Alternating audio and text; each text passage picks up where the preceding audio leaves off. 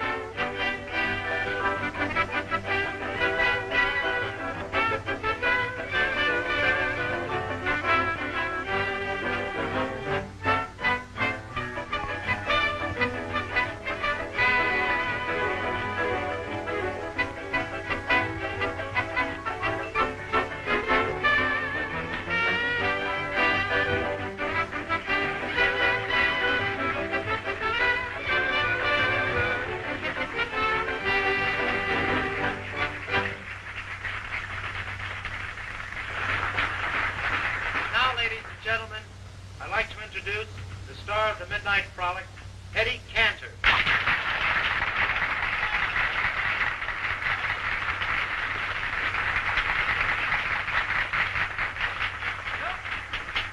Am I working too cheap? Ladies and gentlemen, I want to tell you that Mr. Elkins is the greatest master of ceremonies we've ever had here on the Midnight Frolic. He's a fine musician, a wonderful personality, and a great fella.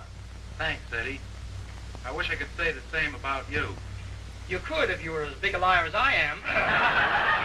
You know, kidding aside, I want to tell you, Elkins is really a very fine fellow, but one of those chaps that will not buy, does not spend. Oh, they chased him out of Scotland. I tell you, if he killed 2 birds with 1 stone, he'd want the stone back. You know, when we opened this roof here, we've been rehearsing for about 4 or 5 days, and I'll never forget, it was on a Wednesday. We both went out together and we had dinner. I paid for his dinner, and the next day I bought his lunch and his dinner. The following day I paid for his breakfast, his lunch, and his dinner. And the following day we went out for lunch, and I started to grab the check again. He said, "No, Eddie." He said, "No, not 4 days in succession. Tonight, let's toss up for it." I'm glad to see we have so many celebrities here tonight. I mean, it's really a very fine crowd, everybody in evening clothes.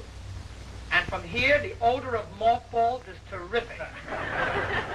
We have sitting over here, none other than the famous motion picture star, Richard Dick. Give the Redskin a hand.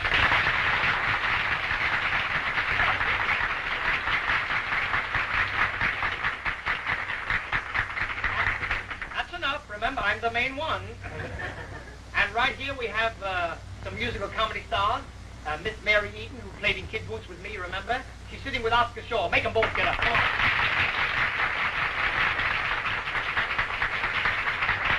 Hi, Mary. Hello, Oscar.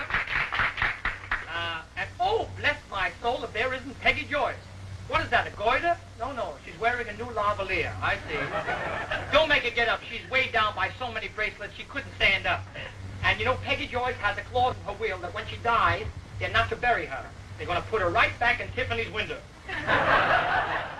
I received a request here earlier in the evening from one of the cash customers to sing a song which I helped make popular downstairs in Whoopi, a thing called I Fall Down and Go Boom. Would you like to hear it?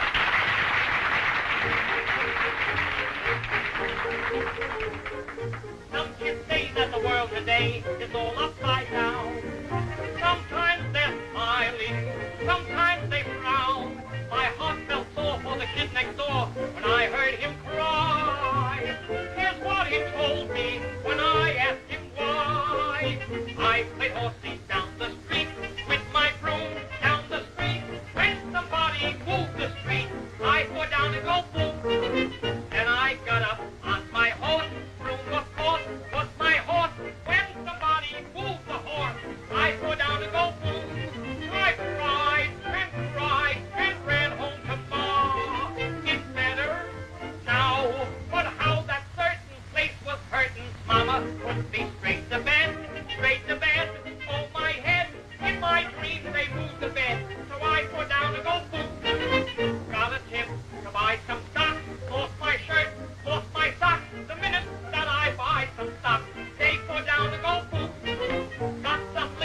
yesterday, from a guy around my way, took one freak, and what do you think? I put down and go boom. The stuff they're selling us nowadays is not so good. It's after blind, you hire a mind you years ago. You buy some wine, wind up singing Adeline. Now you wind up on your spine, cause you put down and go boom.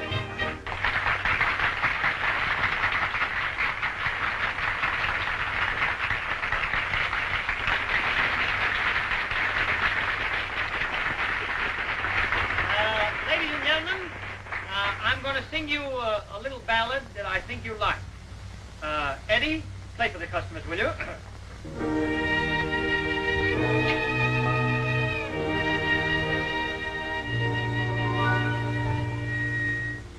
Nights are long and lonely since we've been apart. You'd come back if you but knew how I miss you in heart. You said I wasn't playing fair, and so you'd have to go. There's a question I would ask of you. Your answer I must know. If I give up the saxophone, will you come back to me? If I give up that toodaloo, will we bill and coo just like we used to do? I know the fault was all my own, you warned me time and time.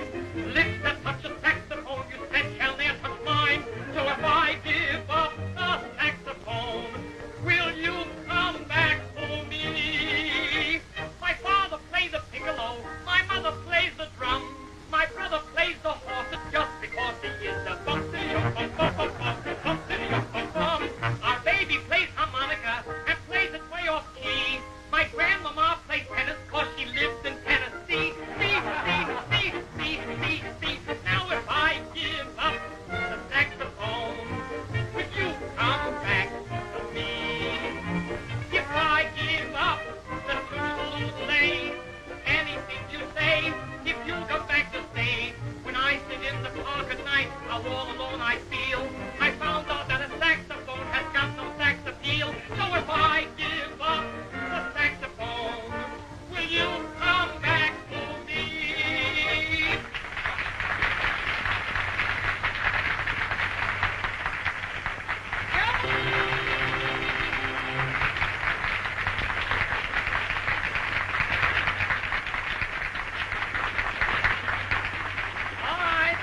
All right.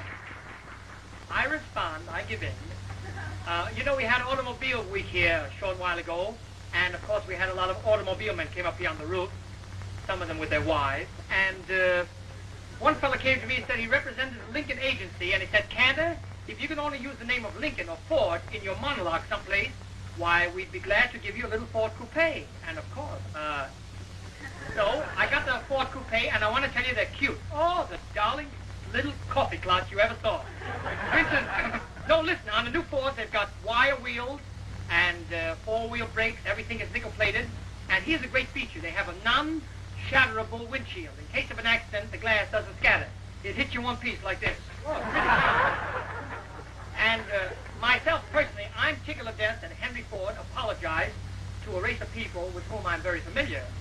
And I know why Mr. Ford was angry at the Jewish people in the first place. Leave it to Cantor to find out, you know. They were getting more money for second-hand Fords than he was getting for new ones. That's what it was. You know, I know, ladies and gentlemen, you'll be very glad to hear that Mr. Ziegfeld has made me a partner in the Midnight Frolic, beginning tonight. I know you'll be happy to hear about it. He's very appreciated.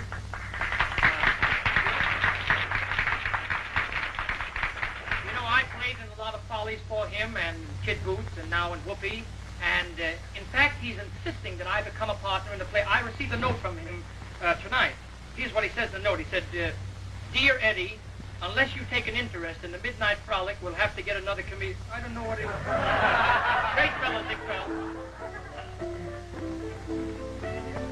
I don't care for diamond rings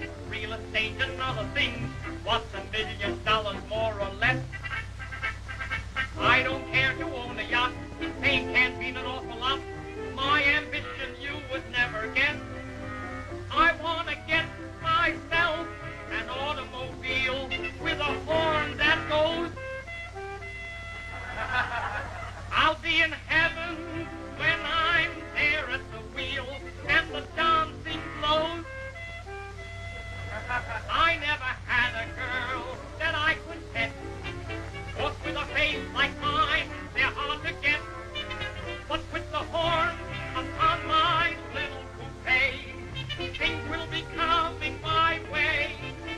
Let me tell you why. Girls won't pass me by. They must fall for my.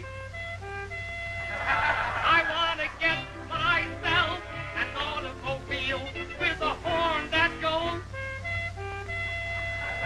It's the only horn that has sex appeal when the dancing goes.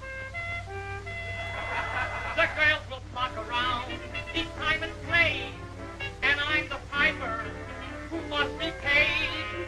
Let me give you boys a bit of advice. If your girls are like ice, if you can't get by with your scotch and rye, then I loan you my. Oh, God.